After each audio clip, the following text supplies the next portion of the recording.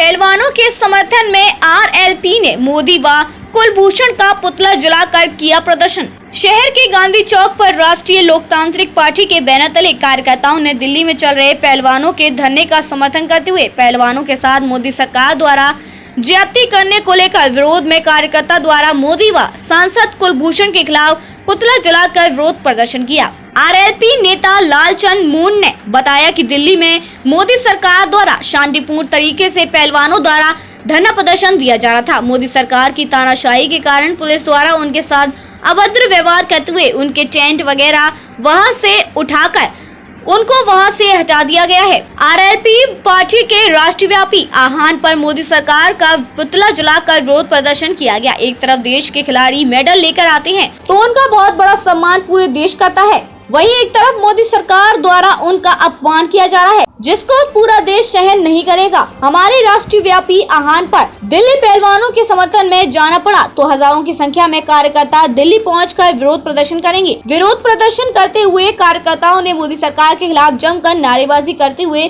प्रदर्शन किया। इस मौके पर सांवरमल जाखंड, राकेश चौधरी, ओंकार बाली, अजय सारण, शंकर लाल करवासरा, प्रभुलाल ढाका, रूपाराम चौधरी, सुभाष मोटासरा, श्री भगवान सारण, पवन स्वामी, महेंद्र सारण, सोनू नायक, भरत करवासरा, आबिद खान, पंकज सैनी, असगर खान, गोपाल मेघवाल सहित आरएलपी के कार्यकर्ता उपस्थित थे।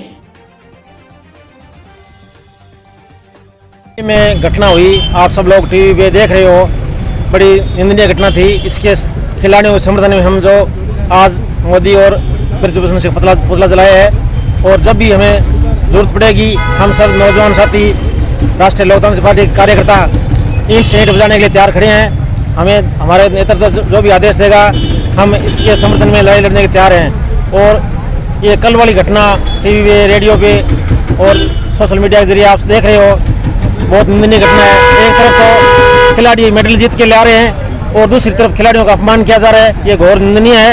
हम राष्ट्रीय लोकतांत्रिक पार्टी से निंदा करते हैं और इनके समर्थन में जो भी इसके समर्थन में हमें आदेश दिया जाएगा, हम इनके साथ खिलाड़ियों के साथ रहेंगे, इनके मान सम्मान की रक्षा करेंगे। ये इसी समर्थन में आज ये पुतला जला रहे हैं। बिल्कुल कर रही है, तो आप सब देख रहे हो, पिछले 40 दिन से धरना चला है जंतर मंतर पे और वहाँ से धरना हटा दिया गया है। शांतिपूर्वक धरना दे रहे थे और फिर भी देखो धरने कल रात को, परसों रात को धरना टेंट हटा दिए, इनके तंबू तोड़ दिए गए। कितनी निंदनीय घटना है। गांधी जी ने बताया था सत्याग्रह आंदोलन करना, लेकिन मोदी को ये पसंद नहीं है, इसलिए उन्होंने जंतर मंतर से वहाँ बेदखल कर दिया। अब खिलाड़ी आमरण अनशन बैठने की तैयारी कर रहे हैं, हम भी इनके साथ हैं और दिल्ली जाना पड़ेगा, जाएंगे हम। दुर्भाग्य है जब एक पहलवान मेडल लेके आता है तो देश में खुशियाँ छाती है, और आज उसी मेडल लिस्ट खिलाड़ी को सड़कों पर कितनी बेदर्दी से रौंदा जाता है। एक तरफ तो मोदी सरकार कह रही है हम नए संसद भवन का उद्घाटन कर रहे हैं, दूसरी तरफ वहीं मोदी की पुलिस खिलाड़ियों को किस तरह से बर्बरतापूर्वक वहां से हटाया है। अगर मोदी जी में थोड़ा बहुत भी सेंस बचा है तो खिलाड़ियों के सम्मान में कुछ न कुछ उन्हें करना चाहिए, जरूर न्याय दिलवाना चाहिए। अपनी सत्ता के चादर ओढ़कर इन खिलाड़ियों को जो साथ बर्बरता की है, ब्रजभूषण ने जो दुर्व्यवहार किया है, उत्पीड़न किया है, उसके खिलाफ कार्रवाई करनी चाहिए। उनके साथ जो घटना हुई वो भी नए संसद के उद्घाटन के दिन, मैं मानता हूँ लोकतंत्र की हत्या से बड़ी हत्या नहीं हो सकती। हमने राष्ट्रपति, प्रधानमंत्री सबको ज्ञापन के माध्यम से अवगत कराया, लेकिन हमारा लोकतंत्र, हम मानते हैं कि लोकतंत्र पूर्णतः खत्म हो गया। हमें मोदी से विश्वास नहीं है कि मोदी कार्रवाई करेगा। जैसे किसान संगठन और खिलाड़ियों का आदेश आएगा हम दिल्ली कूच करेंगे।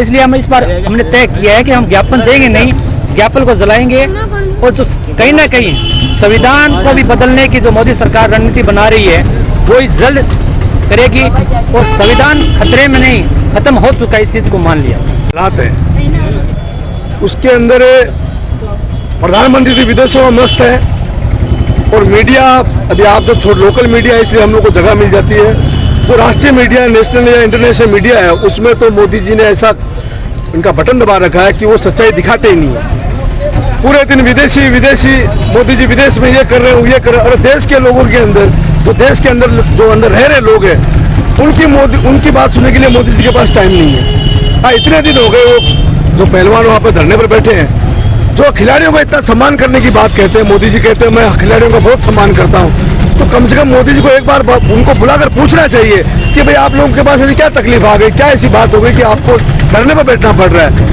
और मैं समझता हूँ कि मोदी जी का जो दो रूपी जो चेहरा है कि वो करते कुछ है और दिखाते कुछ है। देश के अंदर इसके पहले किसान आंदोलन भी यही हालत रही, अभी खिलाड़ियों का है, और अभी सबसे बड़ी घटना राष्ट्रपति के जो अपना संसद भवन बना उसमें राष्ट्रपति जो सर्वप्रिय जो पद होता है उनको भी उन्होंने दरकिनार कर दिया। मतलब ये आने वाला समय में लोग खुश इसलिए हैं कि वो बहुत अच्छे नेता है, वो खाली मीडिया के जरिए दिखाया जा रहा। हकीकत ये है कि इस देश के अंदर पूरी व्यवस्था को बदलने का काम अगर नरेंद्र मोदी जी कर रहे हैं तो वो इसलिए कर रहे हैं कि ताकि यहाँ चुनाव कराने की जरूरत ही ना पड़े। हिटलर चाहिए अगर आदमी अपनी बात कहना चाहता है तो उसकी बात कौन सुनेगा, राजा नहीं सुनेगा तो कौन सुनेगा। लेकिन ये संसद के उद्घाटन में सिद्ध कर दिया कि जो लोग कहते हैं कि राजा भगवान का रूप होता है, ये कहने वाले लोगों के लिए वो चरण छूते हैं।